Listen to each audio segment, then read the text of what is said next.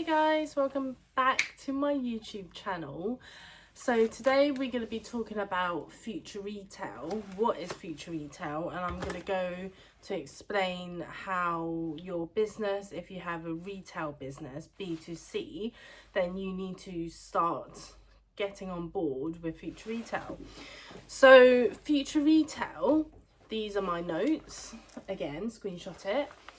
Future retail is the combination of sales and marketing strategy to achieve omni-channel. An example is that Tesla and Apple, where you can go online in 2-3 clicks, buy a Tesla car or buy an Apple phone. So what is omni-channel? Omni-channel is a seamless online and offline integration for the customer journey. So think about it like this: the touch points of the customer when they go shopping for an Apple phone, then you click it and you go delivery to the store, and then when you go into the store you give them your name or your order number, and then you can get the iPhone straight away. And then you have a tech angel which will help you understand how to set up the phone, how to operate it, etc, etc. So same as kind of like buying a Tesla car. I've never experienced buying a Tesla car, so I can't say, you know, what the steps are to go buy a Tesla car. But if you've been lucky enough to buy a Tesla car, then you understand that everything is kind of seamless, integrated online and offline.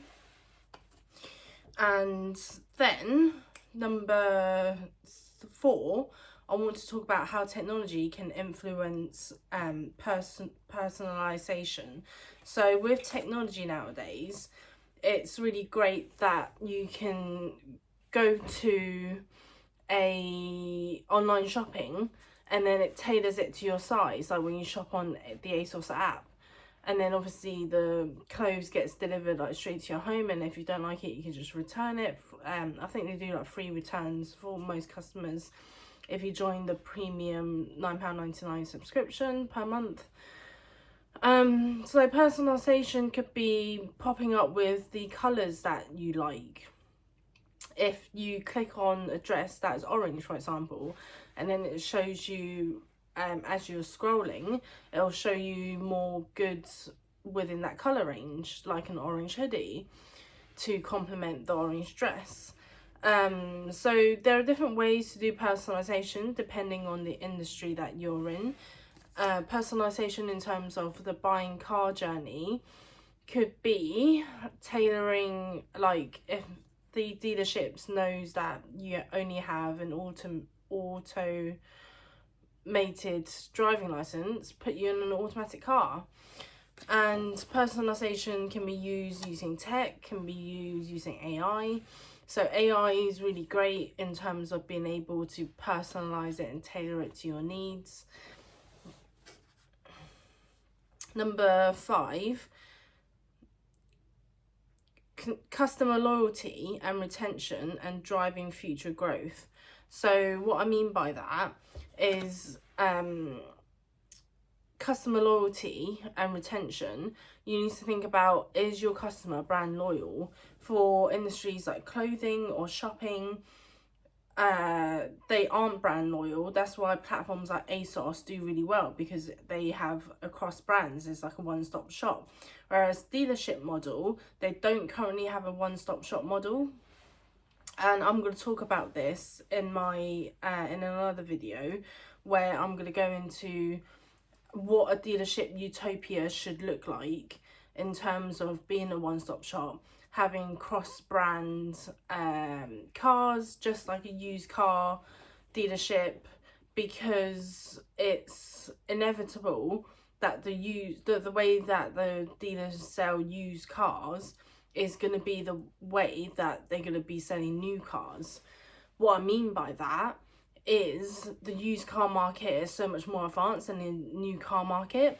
So the used cars, so the dealerships can learn a lot about implementing some of the things in the used car market. For example, having a cross-brand showroom where you have Audi, BMW and Mercedes in one showroom.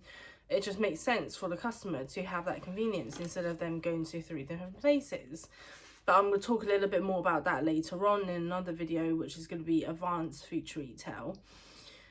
And then retention rates. So car retention rates, customer loyalty. So customers, a lot of customers aren't brand loyal nowadays, especially in the automotive industry, where there is things like the Chinese manufacturers, USA tariffs, which will affect the prices of cars and then their budgets and their lifestyle. And obviously with inflation going up, like people just generally have less spending power compared to, let's say, 10 years ago, where they could have been able to afford a really nice car because salary hasn't gone up in line with inflation.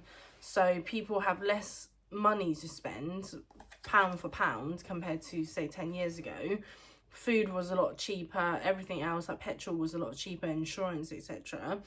So when the companies pass on the inflation to the customer, say for example Vodafone, they pass on inflation every year to the customer, and their bills go up by 2-3%, you know. So retention rates of customers in automotive brands is it will probably be lower compared to 10 years ago, just because of that factor alone. And then number 6, I want to talk about brand loyalty and then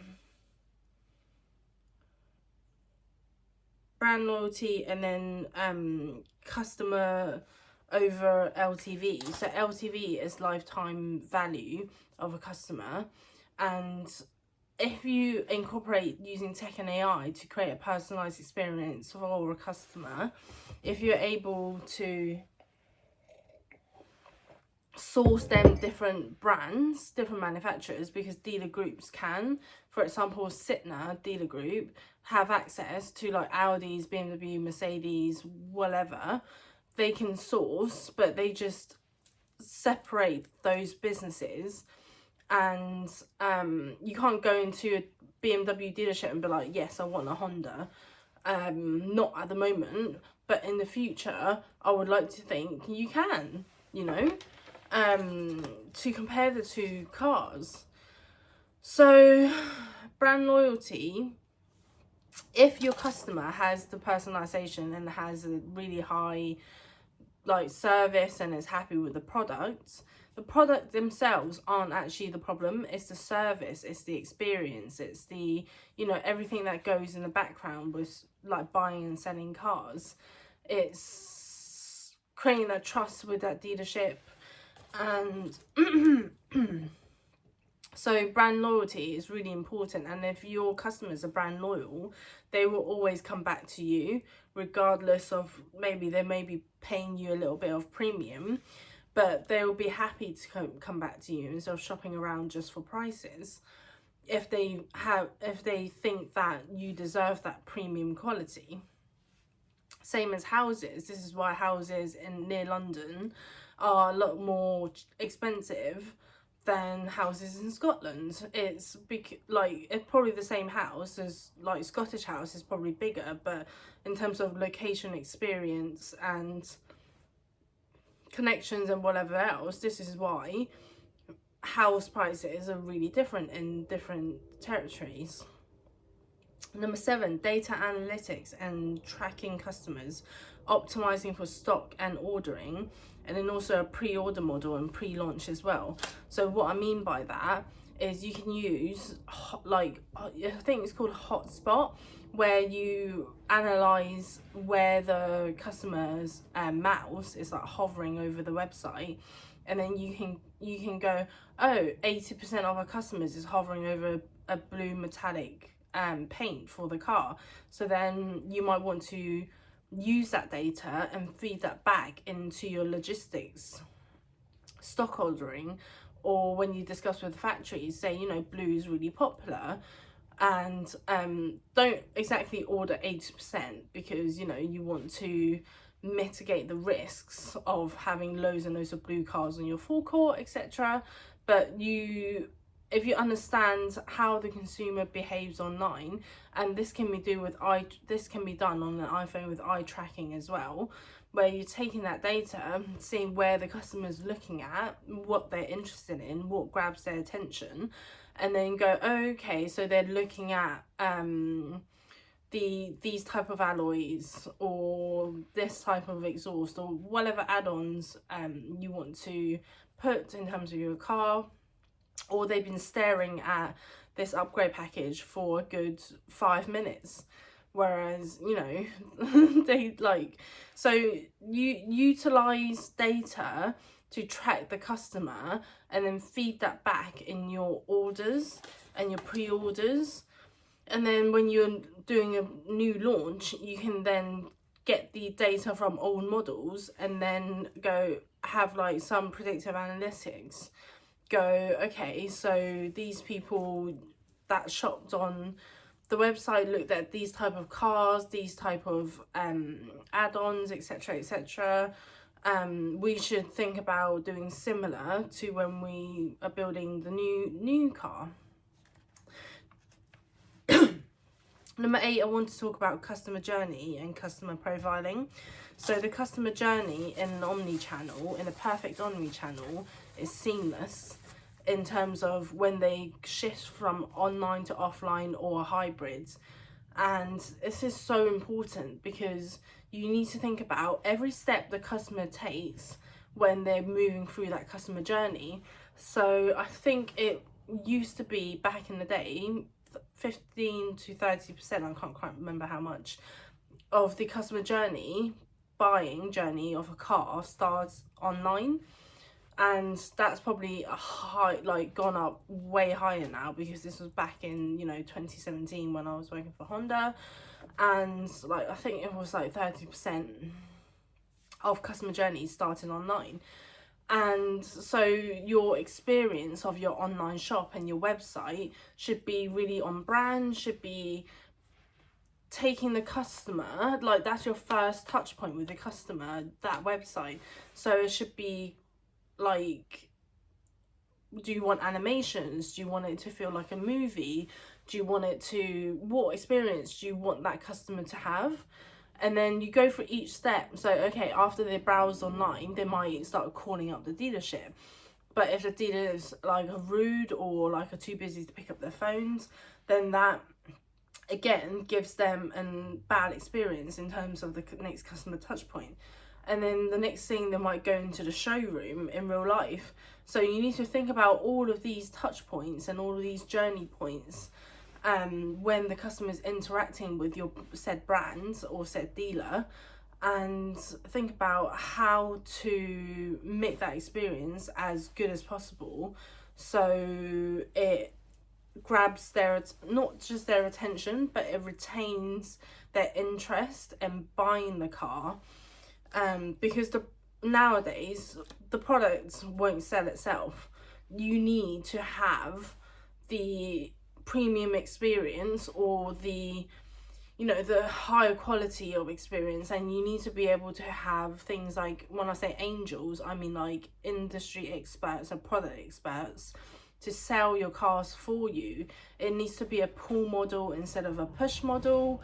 So many different things I can get into, but I won't for now, because this is supposed to be finance retail one-on-one, future retail, not finance retail, future retail one-on-one.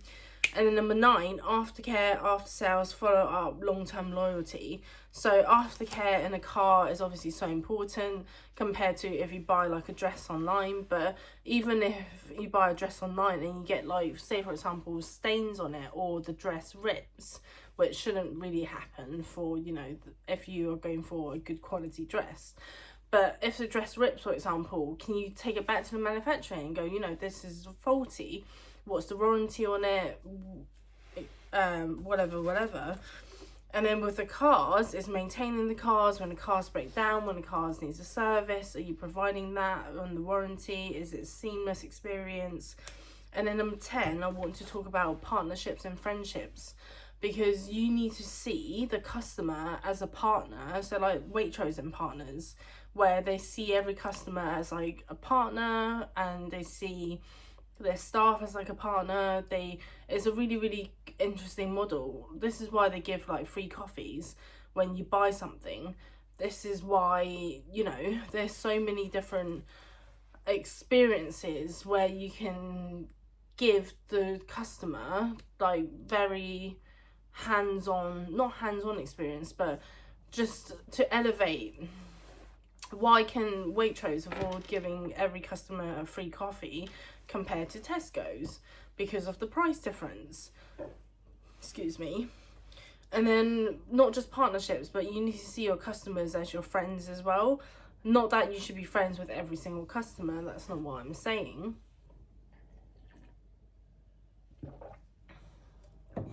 But build that rapport with them, understand their needs, check in with them. When they get, I don't know, married, have kids, or when they change jobs, or anything like that, that's kind of life-changing. Keep up with them, talk to them, call them every now and again, or text them every now and again to just touch base. Be like, how's your car doing? Are you enjoying it? What's happening? You know, like, is there, like, if you're driving an EV car, how's the range? Are you able to find charging points?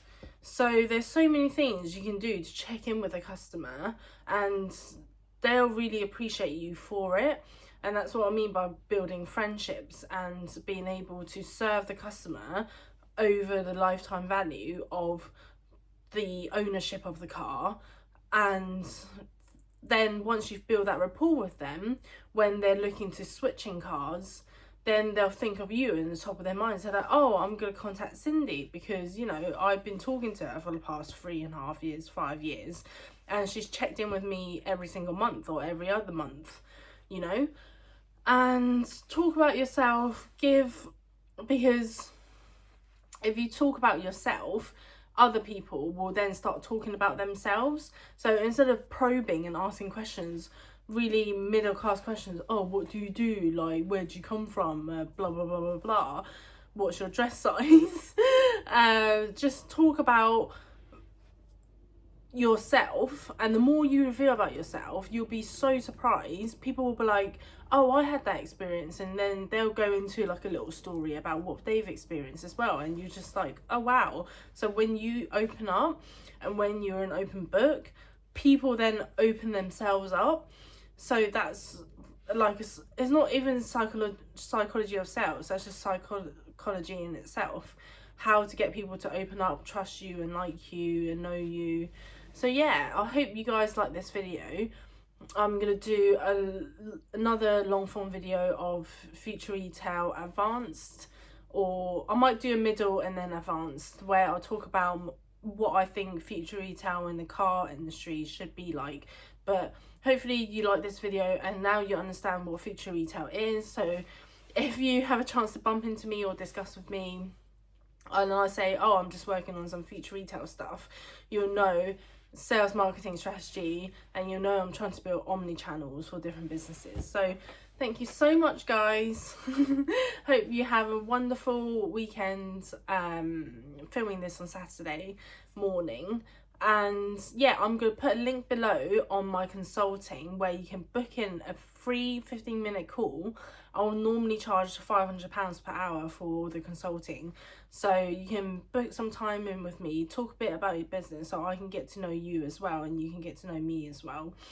And if you would like to work with me, I normally have a minimum threshold of taking on clients trading over 300 to 400,000, but I am helping small businesses obviously as well.